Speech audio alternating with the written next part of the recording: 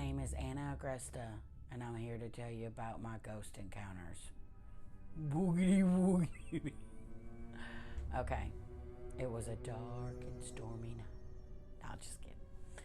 So, when I was about, I don't know, maybe 11 to 13, something, maybe teenage years, me and my cousin went to stay at another cousin's, an older cousin's house, and she had a family and everything.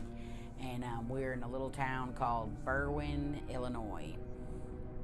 And my cousin, they didn't live far from each other, but we ended up staying the night at her house. And well, we're all getting ready for bed, so her and her whole family were sleeping, and then me and my cousin Veronica were sleeping on the couch. She was at one end and I was at the other end.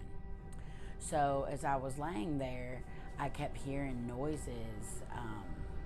I couldn't really tell what it was, but I had the most eerie feeling and I couldn't really make much of it. So I started just praying. I remember praying in my head thinking, God, whatever this is, making me feel uncomfortable, whatever I'm hearing, just please take it away, protect me. And I'm saying all these prayers in my head. Well, it was like I could hear voices, but I couldn't distinguish what they were saying. And I heard, it almost sounded like,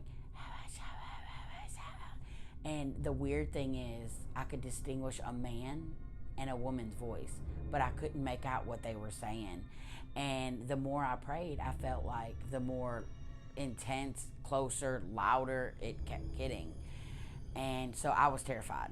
And I remember sticking my head into the couch. I thought if anybody would have saw me, they would have thought I was possessed with something. And I crawled to the other end of the couch, and I remember waking up my cousin Veronica being like, get up, we gotta go. But I told her my stomach was hurting, I didn't feel good, because I didn't want to tell her what was going on and get her panicked. So I'm getting my shoes on and getting ready to go, and she had to go to the bathroom. So when she comes out, we're getting ready to go, and she says, were you in the kitchen? And I was kind of blown away. Just confused by that. And I was like, no, I was getting my shoes on, ready to go. And I was like, why do you ask? And she said, because it sounded like somebody was in the kitchen slamming cabinets, which was so weird to me because I didn't hear anything. And obviously nobody else did because they were all still sleeping. They didn't even know we had left that night.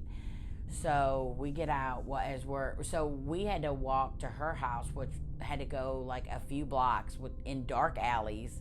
Like there was could be gangs and stuff like that around. So I didn't care at the time. I'd rather see a gang than whatever this was at the apartment. I had to get away from it.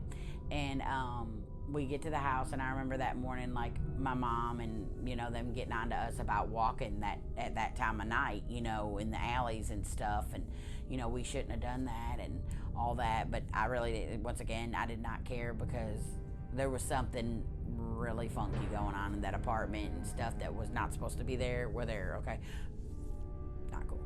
Anyway, come to find out, one of my aunts had mentioned that she didn't even know exactly what was going on, and she had mentioned that my little nephew that lived in the apartment said that he saw a man and a woman ghost in that apartment. And I remember just crying because it hit me hard that is what I heard. I heard those two, I guess, ghosts you call them, or spirits or whatever.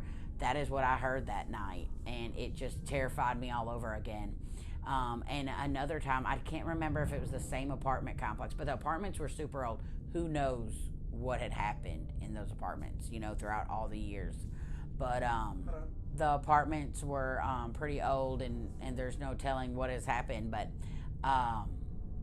another time, me and my friend were down, and we were teenagers. Well, my little cousin was a lot younger than us, but we would always hear that he saw things in the apartment, and so I remember my best friend asking him, where do you see the ghost at, or the little girl, or whatever it was. And I remember him saying, it's behind you, or right there.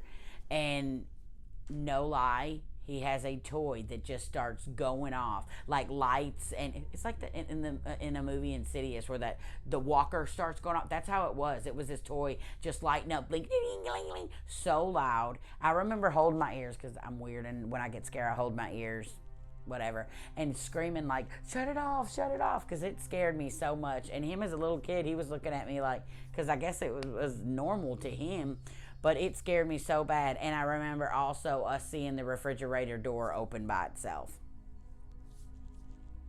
So creepy, so scary. Those were my encounters with paranormal.